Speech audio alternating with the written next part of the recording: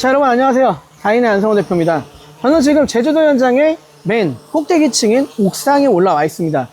제가 이렇게 올라와 있는 이유는 여러분께 해당 현장을 같이 보면서 좀 설명을 드리기 위해서 올라와 있는데요.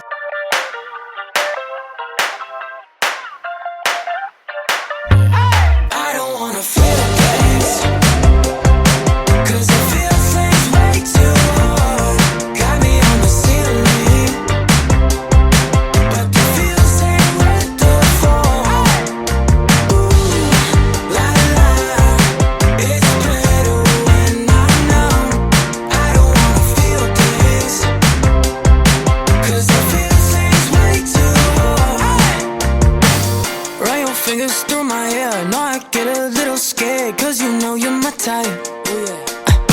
I used to play it kinda cool, now I don't know what to do when you with the other guys. 자, 여기 보시면은 지금 타공 부분으로 넘어왔습니다.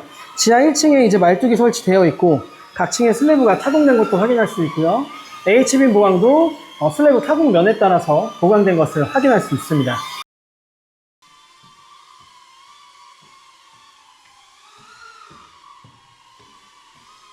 자, 보시면은 도면도 이렇게 걸어놔서 치수가 오류가 안 나도록 확인하고 있는 것을 확인할 수 있어요. 보통 이제 12인승이나 13인승은 H빔과 H빔 안쪽 내경이 2100에서 2200 사이고요. 세로 길이 같은 경우에는 1680 혹은 1800 정도라고 보시면 됩니다. 그리고 지금 보시면은 여기 있는 부분들이 이제 타공이 되었지만 실질적으로 이제 H빔 그 구조물이나 이 H빔 설치하고 나서 내화 구조, 뭐 조적을 쌓든지 안 그러면 그라우스로 마감을 하든지 그런 마감 라인도 고려해서 이 슬래브 타공 사이즈를 정한다라고 보시면 됩니다.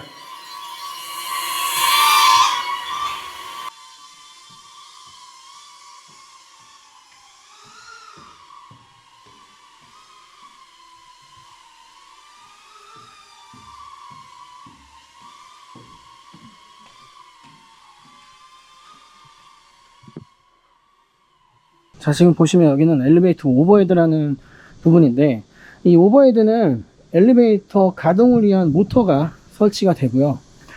엘리베이터 최하부에는 이머전시 브레이크, 혹시라도 발생할지 모르는 이 추락 사고에 대비해서 긴급 그 제동 장치가 들어가는 곳이라고 봅니다. 사실 긴급 제동 장치보다는 충격 완화 장치에 가까운 그런 장비가 최하부에 설치가 된다라고 보시면 되고, 지금 이제 마감은 된 건 아닙니다. 요거는 샌드위치 판넬로 작업자들이 이렇게 작업을 할 때 아래로 추락 사고가 나지 않도록 막아 놓은 거라고 보시면 되고요.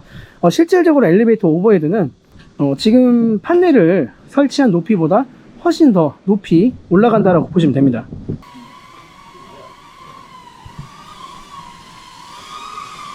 자, 현재 여기는 이제 15인승, 이제 12인승보다는 좀 더 큰 엘리베이터가 설치가 될 곳이다라고 보시면 되고, 제가 앞전에도 보여드렸지만 드론으로 아래 위를 왔다 갔다 하면서 얼마나 높은 높이의 슬래브가 타공됐는지 확인을 시켜 드렸습니다. 그리고 슬래브가 타공되면 주철근이 모두 절단되기 때문에 그 부분은 H빔 보강을 통해서 내력을 보완한다라고 보시면 됩니다. 엘리베이터가 작든 크든 동일한 원칙에 입각해서 공사가 진행된다라고 보시면 됩니다. 자, 이제 아래층으로 내려가겠습니다.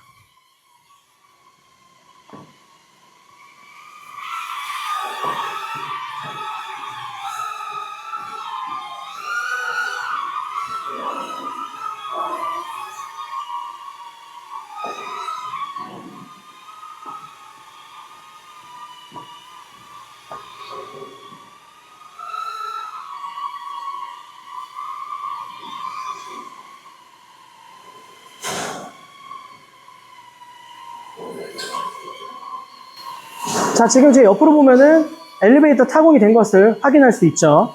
원래 여기가 벽이었는데 문을 만들기 위해서 계급으로 신설을 했다라고 보시면 되고요. 자, 위에도 H빔 보강이 되어 있는데, 위에 H빔 보강이 된 이유는 이제 슬래브가 타공이 되기 때문에 그 부분에 철근들이 잘려져 나갑니다. 그럼 이제 기존에 보가 없는 부분에 횡 비어있는 슬래브는 당연히 철근들이 잘려져 나가면서 내력이 그만큼 떨어질 수밖에 없고, 그 떨어진 내력, 부족한 내력을 보강하기 위해서 현재 보시는 것처럼 H빔으로 보강을 한 것이죠.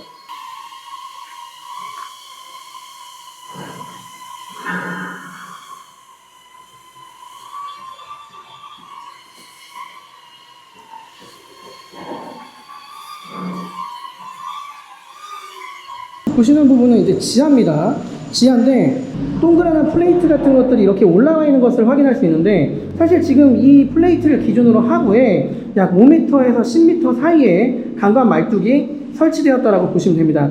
이 엘리베이터 설치를 위한 H빔 구조물의 기초 부분이기 때문에 이 기초가 구조계단상에 지지력이 확인되지 않으면 이처럼 말뚝을 시공해서 H빔 구조물을 설치를 해야 됩니다. 아래에서 봐도 굉장히 높은 부분이 타공된 것도 확인을 할 수 있죠. 지금 기둥 위치를 대략적으로 표시했는데 여기 위에 기둥을 바로 설치하진 않습니다. 증탈을 해가지고 바닥을 높여가지고 H빔 구조물을 설치한다고 보시면 돼요. 여기가 지금 15인승이고 12인승도 보여드리겠습니다.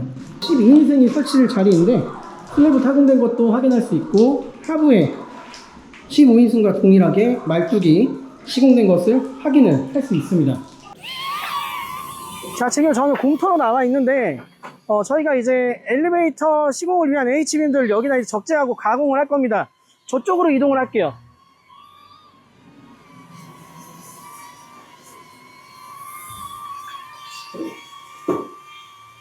자, 지금 보면 이제 여기서 엘리베이터 H빔을 제작을 할 겁니다.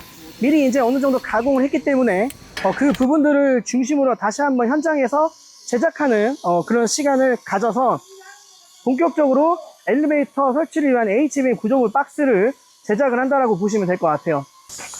자, 지금 보시면은 H빔 입구 다 되어 있고요. 일단 타공하고 절단을 해서 갖고 온 것도 확인할 수 있습니다. 이쪽으로 이제 이렇게 네모나게 딴 거는 좀 특수하게 설치하기 위해서 가공을 했다라고 보시면 됩니다.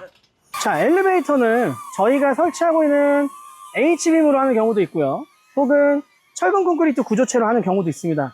하지만 이제 구조 검토상, 그리고 설치가 좀 용이하려면은 지금처럼 H빔으로 하는 것이 가장 간단하다라고 할 수 있습니다.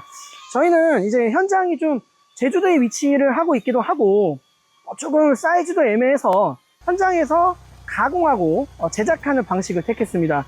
당연히 이제 사이즈에 맞춰서 절단도 하고요, 각 결합 부분도 결합할 수 있도록 가공을 할 거고요, 농막이라든지 혹은 이제 화재에 대응할 수 있는 내화 페인트도 다 도포를 해서 설치를 진행한다라고 보시면 됩니다. 엘리베이터 H빔 구조는 내화 구조입니다. 내화 구조란 건 뭐냐면 화재가 발생했을 때 일정 시간을 지연을 하고 그 이후에 이제 화재가 나도록 하는 구조인데, 엘리베이터 그 슬랩을 타공하면은 특징상 지하층에서부터 옥상까지 타공을 하게 됩니다. 그렇게 되면은 하부에서 올라오는 혹은 상부에서 내려오는 바람이 길을 만들어 주기 때문에 이 부분이 화재가 번질 수 있는 통로 역할도 하게 됩니다.